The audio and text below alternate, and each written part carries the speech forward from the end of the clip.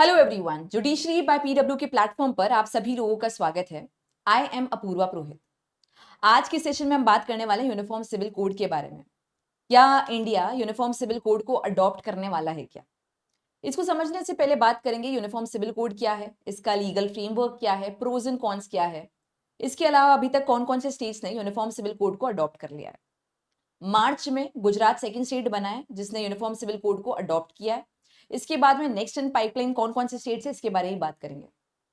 सबसे पहले तो मैं क्लियर कर दूं, यहाँ पे हम लोग यूनिफॉर्म सिविल कोड के बारे में बात करें जब यूसीसी को मैं मेंशन करूं, ना कि यूनिफॉर्म क्रिमिनल कोड को। इंडिया में uniform criminal code already exist करता है।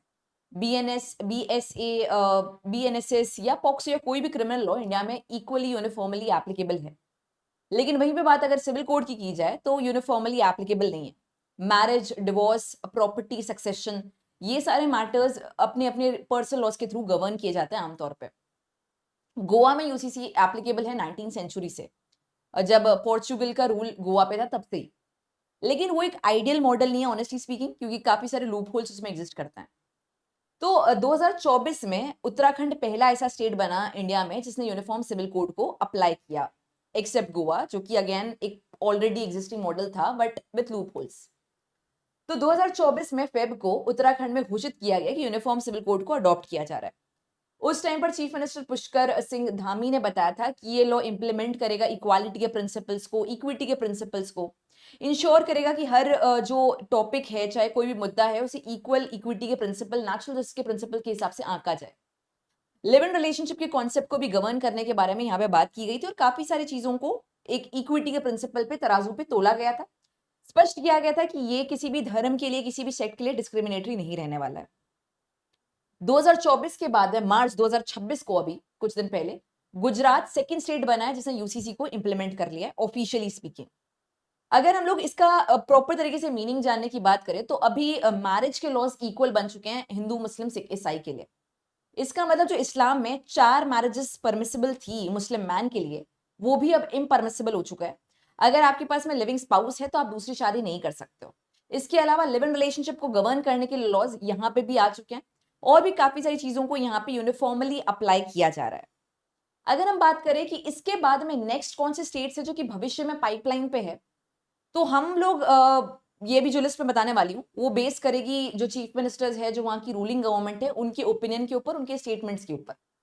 तो नेक्स्ट इन लाइन असम हो सकता है, क्योंकि वहां के चीफ मिनिस्टर हिमंता बिस्वा शर्मा ने ऑलरेडी बताया कि असम थर्ड स्टेट बनेगा। ऑलरेडी इसके बारे में डिस्कशंस ऑनगोइंग है, कमिटी सेटअप हो रहे हैं, पैनल सेटअप हो रहे हैं, एडवाइजेस ली जा रही है, इवन लोगों से भी ओपिनियन लिया जा रहा है। तो after Uttarakhand and Gujarat it will implement UCC.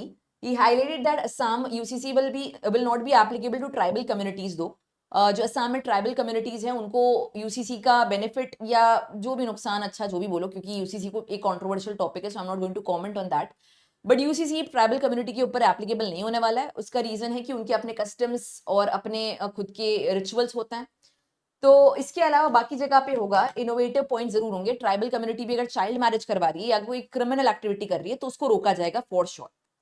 इसके अलावा उत्तर प्रदेश की बात की जाए तो deputy chief minister Keshav Prasad Maurya ने हिंट किया है कि उत्तर प्रदेश जो है यूसीसी के डिसएग्रीमेंट में नहीं है। इसके अलावा अगर हम योगी जी की भी बात करें तो उन्होंने भी कॉन्स्टेंटली यूसीसी के हित में बात की हुई है और ये कहा है कि नॉट राइट नाउ, लेकिन over a period of time uniform civil code हमारे भी प्रदेश में एप्लीकेबल हो सकता है। राजस्थान के मिनिस्टर जो हैं, उन्होंने कन्हैया लाल चौधरी ने भी स्टेट किया था कि they are making an effort to ensure Rajasthan becomes a state after Uttarakhand, and हम लोग भी इसके बारे में डिस्कशन कर रहे हैं।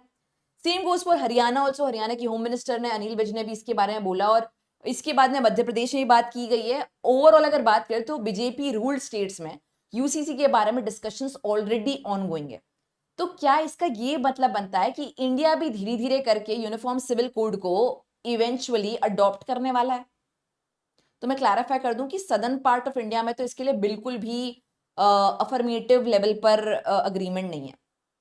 इसके अलावा बंगाल की बात करें तो वहां पे भी किसी भी तरीके का अफर्मेटिव लेवल का अग्रीमेंट नहीं है। तो सदर्न पार्ट और बंगाल का स्टैंड बहुत ही क्लियर है कि वो यूसीसी से अग्री नहीं करते हैं। लेकिन अगर बीजेपी रूल स्टेट्स के बारे में बात करें, या इवन अगर हम उन स्टेट्स की बात करें जहां पर आपको एक टिल्ट नजर आता है यूनिफॉर्म सिविल कोड का, तो नदर्न साइड पे ज्यादा मिल रहा है। आप में से अगर कोई अभी भी कंफ्यूज है कि यूनिफॉर्म सिविल कोड का क्या है, लीगल फ्रेमवर्क क्या है, तो इसके लिए आपको रेफर करना पड़ेगा article 44 of constitution of India को, जो कि आपका पार्ट 4 ऑफ कॉन्स्टिट्यूशन में फॉल करता है, which is a DPSP. Article 44 uniform civil code for the citizens के बारे में बात कर रहा है। State shall endeavour to secure citizens a uniform civil code throughout the territory of India. Article 44 जैसे कि मैंने कहा डीपीएसपी है, लेकिन आप इसको पढ़ोगे अलॉन्ग विथ आर्टिकल नंबर 37 जो कि भी डीपीएसपी है, पर यहाँ पे कहा जा रहा है directive principle of state policy even though अनएनफोर्सिएबल या नॉन जस्टिशिएबल होते हैं, लेकिन स्टेट के ऊपर ड्यूटी है कि इस डीपीएसपी को फोरफ्रंट पे लेकर आया जाए। पार्ट 4 बनाया गया था संविधान में या इंक्लूड किया गया था संविधान में आयरलैंड के कॉन्स्टिट्यूशन से इंस्पायर होकर। जो चीजें हम लोग आजादी के टाइम पे कॉन्स्टिट्यूशन के कमेंसमेंट के टाइम पे इंश्योर नहीं कर सकते थे, हमने इसे पार्ट 4 में डाला। और ये फाउंडिंग फादर्स का विश्वास था कि भविष्य में जो सरकार आएगी, जैसे जैसे हमारा देश केपेबल बनेगा इकोनॉमिकली प्रोग्रेसिव लेवल पर, पॉलिटिकल फ्रंट पे, तो ये जो पॉइंट्स है फोर फ्रंट पे भी आएंगे। यूनिफॉर्म सिविल कोड को नहीं लाने का रीजन एक ये था कि पॉलिटिकली इंडिया काफी डिवाइड हो चुकी थी, हिंदू मुस्लिम भी काफी ज्यादा स्ट्रांगली डिवाइड एग्जिस्ट करा था, तो उस टाइम पे uniform civil code was not a proper time to implement. But nevertheless सरकार का, जैसे कि मैंने कहा, ये दायित्व है, ड्यूटी है कि इसको फोरफ्रंट पे लेकर आया जाए। तो अगर यूनिफॉर्म सिविल कोड कहीं पर आ रहा है तो लीगली तो उसकी बैकिंग है। इसके अलावा जैसे कि मैंने कहा डिवोर्स का मामला, मैरिज का मामला, प्रॉपर्टी का मामला, अडॉप्शन का मामला, इनहेरिटेंस का मामला, सक्सेशन का मामला, ये सारी चीजें कवर हो रही है आपकी यूसीसी के अंदर। जेंडर इक्वालिटी, जेंडर के अलावा रिलीजन इक्वालिटी या न्यूट्रलिटी की तरफ स्ट्राइव करता है यूसीसी की कोई भी रिलीजन को हम यहाँ पे प्राथमिकता न दे। हम यहाँ पे नेचुरल जस्टिस के प्रिंसिपल्स और इक्विटी के प्रिंसिपल्स, रीजनेबिलिटी के प्रिंसिपल्स के ऊपर मान्यता दे। इसके अलावा एक कंकरेंट लिस्ट का मैटर है, कहीं ना कहीं स्टेट और यूनियन दोनों इस पे लॉ बना सकते हैं, जैसे कि आप ऑलरेडी देख रहे हो। डिफरेंट व्यूज यूसीसी के आपको सामने मिल रहे हैं, चाहे आप कॉन्स्टिट्यूशनल असेंबली डिबेट्स को देखो, आप 21st लॉ कमीशन की रिपोर्ट को देखो, सुप्रीम कोर्ट के ओपिनियंस देखो डिफरेंट जजमेंट्स में, सेंट्रल गवर्नमेंट का भी एक अलग अलग तरीके से जो मत अकॉर्डिंग टू रूलिंग गवर्नमेंट मिला है वो मिलेगा आपको। प्रोज है कि प्रमोट करता है जेंडर इक्वालिटी को, इक्विटी के प्रिंसिपल्स को, एलिमिनेट करेगा डिस्क्रिमिनेटरी प्रैक्टिसेस को, सेक्युलर एक देश को प्रॉपर तरीके से बनाएगा, और कोशिश की जाएगी कि यूनिफॉर्म क्राइटेरिया एक हर तराजू पे मीट कर रहा है। कॉन्स यहाँ पे जो माइनॉरिटीज है उनका फियर है, उनकी एक अलग एंजाइटी है। It can be against the right of freedom of religion also, कहीं ना कहीं आप रिलीजन जो अधिकार मिला आर्टिकल 25 के अंडर फ्रीडम ऑफ रिलीजन का, वो उसके अगेंस्ट भी जा सकता है। ये सारे कहीं ना कहीं फियर्स नजर आते हैं, या नजर आता है कि कहीं स्टेक होल्डर्स की बात ना सुनी जाए। तो ये सारे कहीं ना कहीं सेंसिटिविटीज इन्वॉल्व कर रही हैं। मैं आपको ऑलरेडी बता चुकी हूँ यूसीसी क्या है, कहाँ पे आर्टिकल है, इसके अलावा कौन से स्टेट में इंप्लीमेंट हो चुका है, कौन से स्टेट्स पाइपलाइन में। आपका ओपिनियन क्या है कमेंट में आप जरूर मेंशन कर सकते हैं। नेक्स्ट स्टेट कौन सा होने वाला है जो यूसीसी को इंप्लीमेंट करेगा, और आप अग्रीमेंट में हो या डिसअग्रीमेंट में हो। जुड़ने के लिए thank you so much. See you all in the next class. Thank you.